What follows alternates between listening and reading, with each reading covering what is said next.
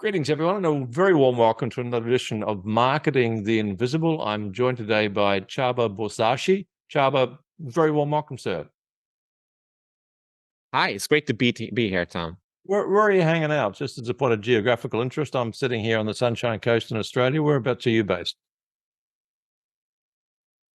That sounds amazing. I'm sitting in Budapest, Hungary, in Eastern Europe, which is far less sunshiny nowadays. But you know, it's a cool city anyway. Yeah, I've only heard wonderful things about Budapest and Hungary generally, and I can't wait to visit. I've been close, but no cigar so far. Folks, Csaba is got a really interesting background and brings kind of like a hybrid blend to marketing because he's a former psychology researcher, and he's turned his understanding of human psychology and he's applied that to lead generation and conversion. So getting people to be reaching out, getting people to making inquiries, the psychology behind that, and also moving them from being interested to buying. So the title today is What I've Learned from Breaking Down 100 Proven Sales Letters in 100 Days. Can't wait, Csaba, to find out what that is. Let's kick off. Our 7 minutes is going to start now. Question number one, sir, who's your ideal client? Let's start with that. Okay, so it's basically education-based online businesses that sell genuine transformation products. So not just courses or information products, but who do make an impact, and they want to make a bigger impact. They're usually mission-driven, but the problem is that they're struggling with reliably activating and converting their leads. So I basically help them engineer profitable marketing funnels and persuasive sales messages. Well, the world needs your skills for sure, because so many people have a terrific transformational online experience for their clients. They're just the world's best kept secret. So I guess that's the problem you solve. But let me ask you the question. Question two is, what is the problem you solve? Do you want to add anything to that?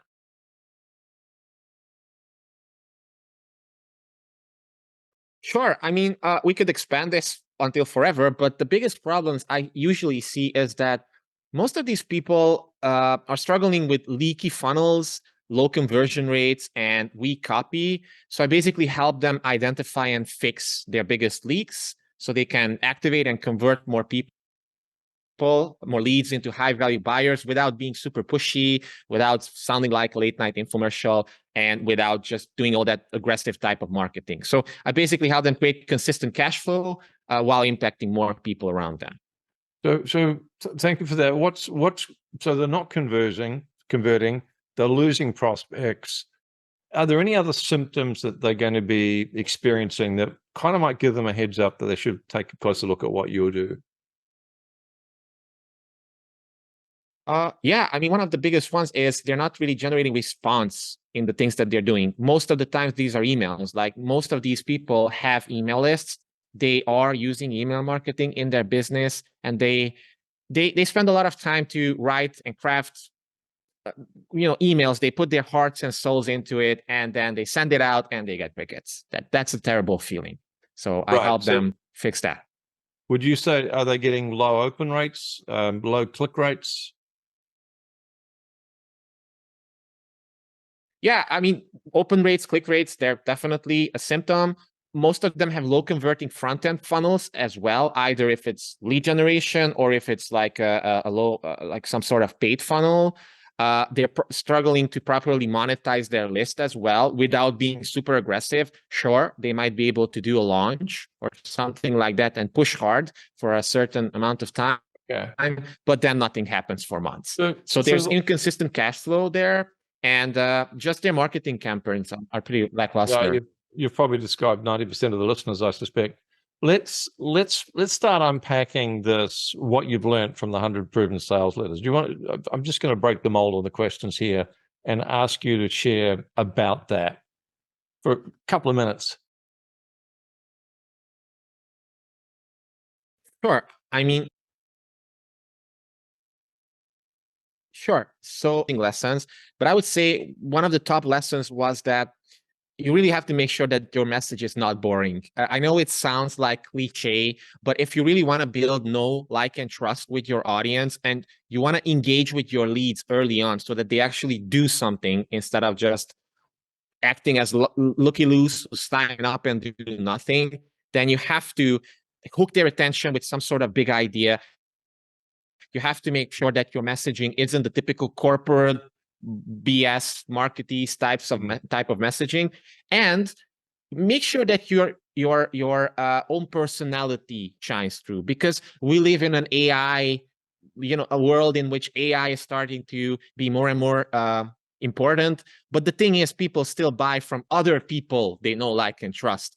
AI might help you with crafting your emails, for example, but people want real much more than ever before. So I think this was one of the biggest lessons. The other one was to shift your audience's beliefs, if possible, because nobody buys without a so-called one buying belief. And this idea comes from Mark Ford, one of the key people at the Agora companies. So before pitching them your offer, make sure to shift some of the beliefs that eventually install the so-called one buying belief in them. And once that happens, making the sale is almost inevitable, because by that point, they honestly believe that, yes, I now realize why your solution is the only unique solution to my problem, and it's only achievable through your unique mechanism. So let's put some flesh on the bones. Can you give me an example of a message which might be perceived as being boring, or a message that would be perceived as being interesting and engaging? Agree 100%. The biggest sin in marketing is to be boring. So what would it look like when you're not boring? Let me ask you that. Example. So a great example that I've seen is there was this one company that was selling supplements that basically help men with virility. They increase libido, and it's basically a health supplement as well. But instead of the copywriter going full out with benefits and saying how this is the best thing since sliced bread, he came up with the hook that basically said, like, discover the Chinese emperor's secrets that allowed him to satisfy a group of 10 women, because he had a harem and he was required to satisfy all of them every single night. This is how he did it. So, of course, this is an A-level copywriter hook, and you don't necessarily have to use this, but it just shows how you can just shift the story a little bit, and suddenly it's 10 times, 100 times more interesting. Yeah, and the key point is, folks don't get tripped up on the detail. The key point is that you could lead with something as generic like virility, or you could talk about a Chinese emperor and how, interaction with concubines. So it's the invocation of curiosity, and it's engaging, and it's interesting, and it draws people in. Terrific, thank you. And tell me a bit more. I'm just going to pause the top watch here, but tell me a bit more about the belief. You talked about the one belief. Can you flesh that out a bit as well, please? That you said you may need to shift someone's belief. Quick summary of what that looks like. Sure. So one of the most well-respected copywriters of all time, Gary Bencivenga, once said that nobody buys without belief. And of course, this concept have been refined by many other copywriters and marketing masterminds. But what this means is that there's a sequence of sub-beliefs that people go through before buying everything. One of the first ones, according to Dan Kennedy, for example, is that, okay, but how is this different than anything else I've seen before? Another one would be, how is this applicable to me? Another one would be, how do I know that this will work for me? How do I even know that this is attainable? How do I know that this is real? What's holding me back? So basically, there's a sequence of sub-beliefs that once you go through, you basically preemptively answer them. It's just like preemptively answering objections for people before them realizing that they have objections in the first place. And if you can do this, again, they're just going to feel like it's a smooth flow from beginning to pitch. Yeah, and I think, how is this different to what I've experienced before is a key issue for a lot of buyers, because they've often been burnt before or bought BS before, and they want to know why this is not going to be the same experience. Terrific. Thank you for that. Let's start the clock again in a second, but where can people go to find out more? Question 6 is can you give us a URL where people can go and find out more about your work or find out more about this information?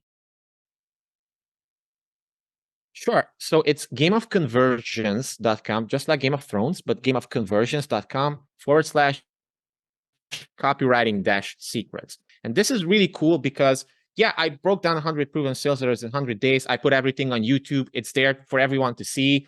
But the problem is most of these are long form videos, half an hour to almost an hour. Nobody has time to watch all of those, but everybody's interested about the top 5 insights, diving deeper. So this is basically a cool cheat sheet that gives you the biggest insights and packages it up into an easy to deploy strategy that you can use to also boost your messaging to make sure that you convert higher. So go to gameofconversions.com/copywriting-secrets and grab it. It really looks terrific, folks. For example, a simple 26-point pre-flight checklist insta reveals any gaping holes in your copy. So many people don't use checklists when they do their copy, and they forget stuff, even experienced operators. This will help you with that.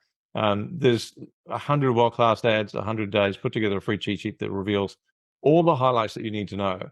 It's at gameofconversions.com/copywriting-secrets. Go get it.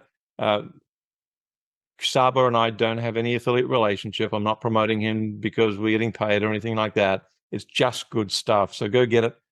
Question 7, going to have to be real quick. What's the one question I should have asked you but didn't?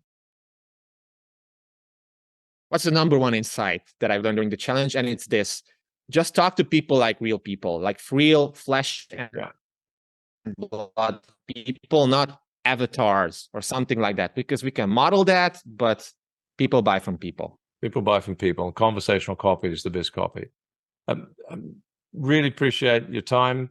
Thanks, Csaba. Look forward to working with you in the future at some point. Cheers.